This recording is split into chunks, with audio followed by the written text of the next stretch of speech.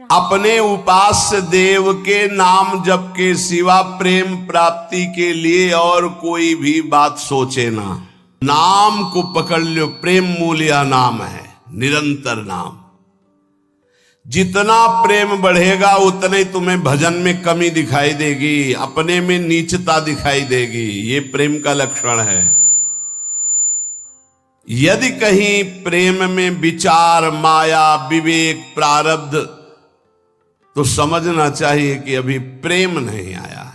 प्रेम ये सब चिंतन करने के लिए समय नहीं देता। प्रेम मार्ग का पथिक तो बहुत ही निराला होता है। ऐसे जो निरंतर भजन में लगे हुए हैं वो प्रेमी गृहस्थ में रहते हुए भी बहुत बड़े महात्मा हैं।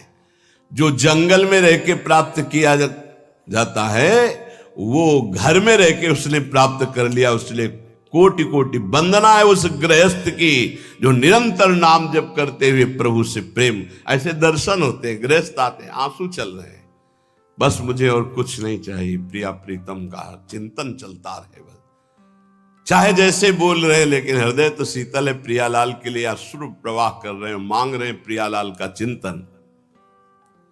ऐसे महापुरुष के लिए गृहस्थ और विरक्त में कोई भेद नहीं, जंगल और घर में कोई भेद नहीं है। प्रेम दो प्रकार का होता है, सक्रिय और अक्रिय। सक्रिय प्रेम वासना को लेकर के होता है, निमित्त। देखो प्रभु आपके सिवा हमारा कोई है नहीं, हमारी ये बात बना दो, हमारा संकट निवृत्ति। यद्यपि वास्तविक को केवल प्रभु को ही अपना मानता है, ये पक्की बात है, लेकिन वो प्रभु से चाहता है, इसलिए उसे प्रेमी तो कहा जाएगा। लेकिन वो सक्रिय है, क्रियावान, निमित्त। वो निमित्त रहित विशुद्ध सहज प्रेम नहीं है, सहज प्रेम नहीं है, ये सक्रिय है। ऐसे प्रेमियों की कोई खास गणना नहीं होती, मतलब इनका कोई खास महत्व नहीं माना गया प्रेमी जनों के बीच में। क्यों? क्योंकि जिस दिन इनकी वासना की पूर्ति हो जाएगी उस दिन से इनका लगाव कम हो जाएगा, ये सिद्धांत है। और जो निष्क्रिय प्रेमी होते हैं, निष्काम, कोई निमित्त नहीं, ये भगवान को अधीन कर लेते हैं अपने, इनके संग डोलते हैं भगवान। जैसे कोई अत्यंत रूपवती है पर वो अन्य किसी से प्रेम करती है, तो क्या पति उसे अपने हृदय का प्रेम संपूर्ण दे पाएगा? नहीं दे पाएगा। कोई रूपवती नहीं है, गुणवती नहीं है, लेकिन अपने पति के अनन्य है, तो वास्तविक प्रीति को जानने वाला पति उसके हाथ बिक जाएगा। ऐसे हमारे श्री हरि है। यदि आप कहीं अन्य भाव रखते हैं कि मेरा ये काम बन जाए, मेरा ये काम बन जाए, मेरा ये काम बन जाए, हरि को ही बचते हैं माना, तो हरि आपकी वो इच्छा की पूर्ति करेंगे पक्का। जो इच्छा करियो मन माही, हरि प्रसाद कछ दुर्लभ नहीं। पर वो आपके अधीन होंगे नहीं, आप सौदा कर लिए हो। लेकिन जो कुछ नहीं चाहते हैं वो उस पतिव्रता पत्नी की तरह है जो केवल पति से प्यार करती, फिर पति को अधीन होना पड़ेगा उसके प्यार में। ऐसा वो पातिव्रत धर्म से युक्त अनन्य रसिक उपासक होता है जो अपने इष्ट को अधीन कर। ये जीवन का लाभ यही, क्या मांगोगे? संसार ये तो अपने आप पीछे पड़ा रहेगा। बात ये बाधा रूप में मिल जाएगा जिसे तुम मांगना चाहते हो। चलो तो आगे प्रेम मार्ग में। यदि आप प्रभु से कुछ नहीं मांगोगे तो सबके अधिकारी बन जाओगे। आप कुछ मांग लिया तो कुछ हाथ लगेगा, सब कुछ नहीं, और कुछ नहीं मांगा तो सबके अधिकारी बन जाओगे आपको, और अधिकारी के बन जाओगे, कुछ चाह ही नहीं रह जाएगी। सच्ची बात ना। नाम जप का ऐसा प्रभाव कि बाल भक्त ओम प्रकाश जी के जीवन चरित्र में पढ़ा गया। दिन प्रतिदिन रति खत्म होती जा रही संसार की। गजब की बात है कि 74 दिन तक कोई खान पान नहीं, सशरीर भगवान का आलिंगन प्राप्त किया सशरीर। ऐसा नहीं कि कोई चिदानंद दे से, उसी शरीर से आलिंगन प्राप्त किया और फिर सखा भाव से मुक्त हो गए। आज भी उनकी समाधि बनी हुई चामुंडा के सामने। ऐसे नाम जब स्कूल से शुरू किया नाम जप, और ऐसी उच्च कोटि की कम अवस्था में स्थिति प्राप्त कर ली। नाम जप में बड़ी अपार सामर्थ्य है। पर हमें लगता है कि प्रभु से यदि ना मांगा जाए तो बहुत ज्यादा लाभ मिल जाएगा। हम लोग बहुत कमजोर हृदय के मांग कर बैठते। कई बार ऐसी परिस्थितियां आती हैं कि साधक को विश्वास नहीं रहता। विश्वासियों नहीं रहता, जैसे अब बड़ी भयावह परिस्थिति आने वाली है। अब उसको लगता है पता नहीं भगवान जानते कि नहीं जानते, सुना कि नहीं सुना। हे भगवान आप ये काम बना दो, बस आप इस विकट परिस्थिति से निकाल दो नाथ, बस जीवन भर भजन करेंगे आपका। प्रभु प्रभु आप बचा लो बचा लो। तो जब बच गया तो आप देख लेना वो जो आपकी प्रीति थी प्रभु से कम हो गई, आपका जो अपनापन था वो कम हो गया। ऐसे आप अगर 100-200 बार ऐसे मांगते चले जाएंगे तो आपका भजन ही क्षीण हो जाएगा, आपका भाव नहीं बन पाएगा प्रभु के प्रति। ऐसी स्थिति आ जाएगी। सच्ची कहते हैं यदि तुम्हें वास्तविक बात समझ में आ जाए मेरी, पूज्य बाबा कह रहे आनंद ही आनंद तुम्हारे जीवन में रहेगा यदि तुम प्रभु से कुछ न मांगो तो। जा ही न चाहिए कबहू कुछ, नहीं चाहिए नहीं चाहिए। वो स्वामी को अधीन कर लेता है। ये बात आप अच्छे से समझ। अगर आपने कुछ स्वीकार कर लिया तो वो फिर बिकेंगे नहीं। वो आप ना ना ना तो वो बिक जाते हैं। ऐसे उदार स्वामी, ये अंदर की बात है, पकड़ लो अगर पकड़ पा रहे हो। तुम मांगोगे तो कोई नाशवान, और जब आप मांगोगे नहीं ना, वो देख रहे हो तुम जो हाय हाय कर रहे हो कि विपत्ति हटा दो, उससे ज्यादा उनको परेशानी है। आपको विपत्ति में वो नहीं देख सकते। बड़ा सर्वाश्चर्य, मैं मतलब कैसे तुम्हें बताए,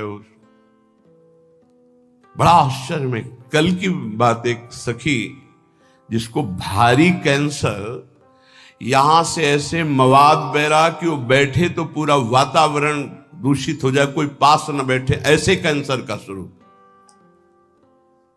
आए और शिष्य आए और कहा कि अब तो मैं मरने आई हूं, बस 2 महीने में डॉक्टर ने कहा मर जाओगे। और कल उनकी रिपोर्ट आई, बताई गई कि कैंसर ही नहीं है। जब उनको सब 1.5 साल से 2 महीने मरना था, 1.5 साल तो हो ही गए। अब वो कह रहे कि अगर 1.5 साल कोई स्फुरना ना हुई तो आजीवन के लिए खत्म।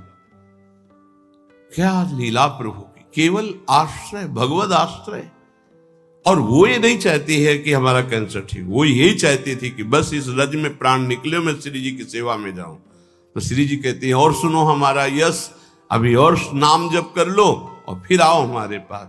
एक बड़ा आश्चर्य देखने को मिलता है कि ये चीजें विश्वास के लिए कह रहा हूं, ये चीजें मतलब जहां कोई गुंजाइश नहीं है, ऐसी स्थिति है कि जब पहले बार डॉक्टर देखता है तो कहता है बस जितने दिन हैं उतने दिन हैं। जहां दिनों की बात थी वहां 1.5 साल तो अब हो गए, और सब हट गया और स्वस्थ है, कोई दवा नहीं, आनंद पूर्वक ऐसे नॉर्मल दिनचर्या चल। ये क्या है?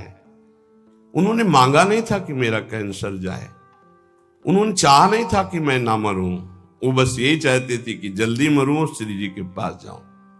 श्री जी के सिवा उनका कोई भरोसा नहीं। उसका चमत्कार देखा। अरे यार वो सब देख रही है, वो सब जान रही, काहे को मांगोगे, काहे को अपने प्रेम में कलंक लगाओगे? आगे से आगे वो देख रही।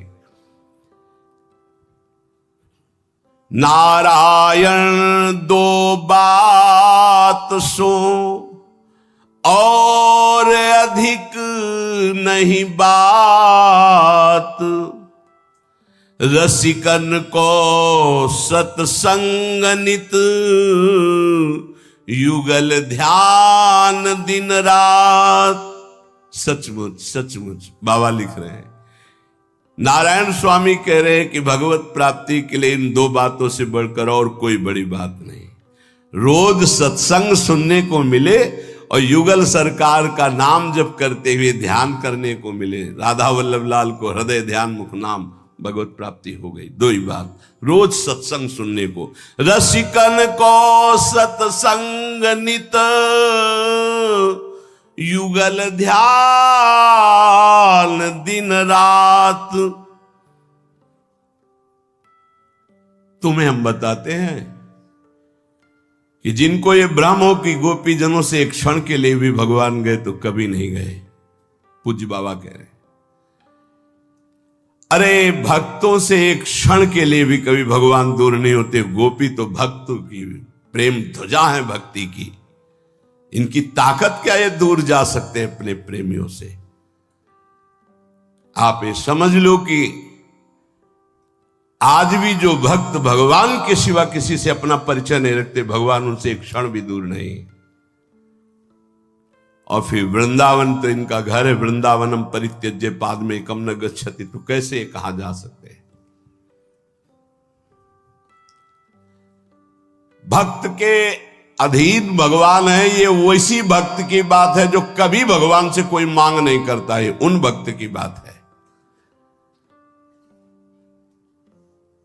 आप देखना चाहते हो कि वृंदावन में भगवान साक्षात यहां विराजमान है, अपना संबंध किसी से मत रखो, न देह से और न देह भोगों से, न देह संबंधियों से। अगर मिल न जाए तो कहना। उन गुरुजी का नाम रघुवंशी, शायद रघुवंशी या कुछ ऐसा ही नाम, ये जो धर्म सम्राट करपात्री जी का विद्यालय, संस्कृत विद्यालय है, जो बड़े बड़े महापुरुष जन उनसे पढ़े हैं, उनका ऐसा ही नाम। वो पहली बार जब काशी से वृंदावन आए, बड़े ही महाभागवत, नाम जापक, धर्म मर्यादा के अनुसार गुरु रघुवंशी, जो क्या है सब स्मरण हमें नहीं है। वो जब आए वृंदावन, तो उस समय और वृंदावन का स्वरूप लता पता सब, तो सीधे पहुंचे जुगल घाट। ये रोड नहीं बना हुआ था, तो उधर से ये पता चला कि परिक्रमा मार्ग में है कहीं, तो यहां था करपात्री जी का, तो युगल घाट पहुंच गए। वहां जब पहुंचे तो अंधेरा होने लगा था, तो सोचा किससे पूछे, वहां कोई दिखाई नहीं दे रहा। तो पहली बार आए थे, नया नया खुला था धर्म सम्राट करपात्री जी का ये जो संस्कृत विद्यालय, उसमें वो आचार्य रूप में आए थे। देखा एक पीतांबर पीत वस्त्र धारण किए हुए हाथ में, जैसे गुरुकुल में पढ़ता हुआ विद्यार्थी। कहा गुरु जी दंडवत, दंडवत। हमें लगे कि गुरु जी तुमको जानना चाहते हो। बोले आप मैं विद्यार्थी हूं, सेवा कुंज में रहता हूं। उनको क्या पता क्या सेवा कुंज। अच्छा, वहां कोई गुरुकुल होगा? नहीं, वहां मेरी सेवा रहती है, वहां सेवा में रहता हूं, विद्यार्थी हूं। तो गुरुजी आपको जो संस्कृत विद्यालय में जाना है वो मैं जानता हूं। अच्छा, उसी की तो खोज कर रहे थे। आओ, कच्चा रास्ता बना, ये आप जाओगे 500 कदम के बाद आपको मिल जाएगा। तो उनका तुमसे मिलना चाहे तो कभी, गुरुजी हमारी सेवा रहती, सेवा कुंज में आप कभी आके मिल लेना। ठीक है। अब वो गए, जब वहां पहुंचे तो उनको बार बार वो शब्द गुरुजी गुरुजी गुरुजी, बार बार वो मृदु शब्द। तो वहां जो कुछ विद्वान ब्राह्मण, उनसे कहा कि मैं एक बार उस विद्यार्थी को धन्यवाद देना चाहता हूं, मैं बहुत व्यथित था कि मुझे कैसे। तो सेवा कुंज उसने बताया है। तो वो लोग आए से, तो कहा ये तो श्री जी का, यहाँ तो आसपास कोई विद्यालय नहीं, आसपास तो भगवान के प्रेमियों के वास हैं और भगवान के श्री विग्रह विराज। तब उनके मन, ये साक्षात नंदनंदन थे, साक्षात पहली ही बार में उन्होंने, ये हम उनके श्री मुख से सुना। बिल्कुल वयोवृद्ध से सब पकड़ के लाए हुए थे स्वामी अखंडानंद जी के उसमें। तो उसमें बैठ करके वो ये कि वृंदावन की पहली कृपा अनुभूति मुझे साक्षात श्याम सुंदर का, ऐसा। तो यहां यदि अन्य आश्रय, अन्य संबंध रहे तो बहुत जल्दी भगवत साक्षात्कार हो जाए। श्री नथियाबाई जी, कोई संबंध नहीं, किसी से नहीं, या आए सेवा कुंज के पीछे उनका छोटा सा अब निर्माण हो गया। तो उपला बीन लेती, चून मांग लेती, मोटी रोटी बनाती, किसी एक संत को पवा देती, धीरे धीरे छोटी सी कुटिया धीरे धीरे मांग करके, बस कोई संत पहुंच जाए 1 बजे 2 बजे 4 बजे, भाई जी राधे राधे, भूख लगी भाई जी, भिक्षा मिलेगी, रुक बाबा, तुरंत व्यवस्था करते और पवाते। अब धीरे धीरे ऐसा कि पूरे गांव में जाती, आटा मांग के लाती, कंडा बीन के रखती, 10-20 संतों को पवाती। एक दिन बैलगाड़ी में वो मांग करके जो चूना आदि, कंडा आदि सब ला रही थी। संध्या का समय हो गया, कच्चा मार्ग था, वर्षा होने लगी, छाता लालटेन लेकर के, क्योंकि आटा संतों का है, लकड़ी संतों की अगर भीन जाएगी तो कल भिक्षा नहीं होगी। ए माई ये छाता ले, हम तो नव अवस्था के हैं, हमें कोई फर्क नहीं। अरे नहीं लाला तू भीन जाएगा, बड़ा सुकुमार है तू। नहीं नहीं ये, और भींजते हुए लालटेन आगे लेकर के चले। कुछ समझ में नहीं आया। जब वहां नथिया बाई अपनी कुटिया में पहुंच गई, वो गली से निकल गए। जब दूसरे दिन दर्शन करने गई तो वही छाता, वही लालटेन लिए बिहारी जी उनको दिया। अरे बोले तू था, मैं तो समझ ही नहीं पाई। ये वृंदावन धाम है, रोज ठाकुर जी मिलते हैं, पर बड़े लीला बिहारी हैं। अगर किसी से संबंध रखते हो तो देख नहीं पाओगे, और अगर केवल उनसे संबंध रखते हो तो पक्का समझो कोई ऐसा वृंदावन वासी जो प्रियालाल का अनन्य है, ये नहीं कह सकता कि मुझे प्रियालाल का सानिध्य नहीं मिला। ये घर है उनका, आपका कोई और है, आपकी कोई ठौर है, इसलिए ये छुपे है, नहीं तो पक्का। कौन है, कहाँ का है, कैसे आचरण का है, कौन सा पानी दे रहा है, कौन सी गिलास में दे रहा है, उसी में शराब पिया, उसी में पानी दे रहा है, बहुत जानकारी करके। सच्ची मानिए, आज जो भजन में उन्नति नहीं और उसका कारण खान पान विभाग है। रुचि ही नहीं हो सकती ऐसे अपवित्र भोजन करने वाले को भगवान में। मन मानी तुम खाओ पियो, तुम खूब नाम भगवदाकार वृत्ति चले, ऐसा नहीं हो सकता। सावधान, रसेंद्री को संभालिए खान पान विभाग। अगर आप प्रतिग्रह लेंगे और झनियों की चाटुकारिता करेंगे, रसेंद्री में रहेंगे तो बांटगिरी करेंगे, भगवत चरणारविंद की भक्ति नहीं होगी। एक बार देखा, भ्रमण करने में मतलब बहुत उपलब्धियां प्राप्त होती हैं। सेठ जी गिरदा लगाए तखत में बैठे, मूंगफली खा रहे हैं। प्रवचन करता आके चौकी पे बैठे, उनको सुना रहे हो जी, बीच बीच में खोपड़ी। शास्त्र का अपमान और उसके प्रवचन का अपमान हो रहा है, और ये धनी केवल समझ पा नहीं रहा, इसकी दुर्गति पक्की है। कार्य हो रहा, भागवती दिखाई दे रहा है। अरे उसको ऊंचे पे बैठा, तू नीचे बैठ, हाथ जोड़कर एकाग्रता पूर्वक मौन हो करके इस अमृत का पान कर। लेकिन रजोगुण, धन, ऐश्वर्य, और वो मूर्खतावश समझ नहीं रहा कि केवल लिफाफा 2100 5000 का मिलेगा, और ऐसे आचरण। बहुत सावधान, ये सत्संग है। स्पर्श होता है सुखद दुखद या शरीर भोग, ये त्वगेंद्री का सुख होता है, स्पर्श सुख। उपासक सावधान, स्पर्श सुख में जितने भी कोमल मुलायम वस्त्र हैं, इनको नहीं स्वीकार करना चाहिए जानबूझकर वैरागी को। और गृहस्थ को अपने अर्थ के अनुसार सात्विक वस्त्र धारण करने चाहिए। विरक्त को ऐसा कोई भी बड़ा कीमती, बड़ा सुखद, जितने से काम चल जाए उतने से, पक्का समझो। भगवान को प्राप्त करना है तो ये नियम बना लो, कम पैसे की चीज का प्रयोग करना, कम चीज का प्रयोग करना। जितने कम पैसे वाले से काम चल जाए उतने से अपने को चलाना, जरूरत पड़े तो दूसरे के लिए सुख संविधान कर देना, अपने वैसे ही रहना। स्पर्श सुख गृहस्थ में धर्म मर्यादा के अनुसार, विरक्त में पूरी लक्ष्मण रेखा के चाहिए। ये सुख सुविधाएं शरीर को कमजोर कर देती है, ध्यान रखना। जितना आप सुख सुविधा लोगे उतने कमजोर होते जाओगे। तपती हुई काशी की घाट की चट रात्रि भर तपती थी, उस पे शयन होता। अब नीचे का चला बिछा दिया, लगुटी पहने पड़े, सुबह हुआ गए रस्सी घाट की तरफ, कच्ची शौच स्नान किया, वही अचला लपेट लिया, विश्वनाथ जी के दर्शन। जितना प्रकृति का सीधा प्रयोग शरीर से सहोगे, तास्ते तक शस्त्र भारत, वही परम पद का अधिकारी होता है। भाई स्पर्श सुख से बहुत कोमल कपड़ा उतार के फेंक, ऐसा कपड़ा पहन जो कम कीमत का हो, जो शरीर में सुखद न लगे। बहुत ही सिद्धों वाली नकल ना करे। साधक को शरीराभिमान जब तक नष्ट ना हो जाए तब तक ऐसा कोई वस्त्र, ऐसी बहुत कीमती, हाँ बहुत बढ़िया है। एक साधु के पास एक आर्मी के जवान थे, वो बढ़िया वो लाए थे स्वेटर, तो वो लाए स्वामी जी स्वेटर बहुत बढ़िया है, बोले टांग दिया, तो टांग दिया कुटिया में।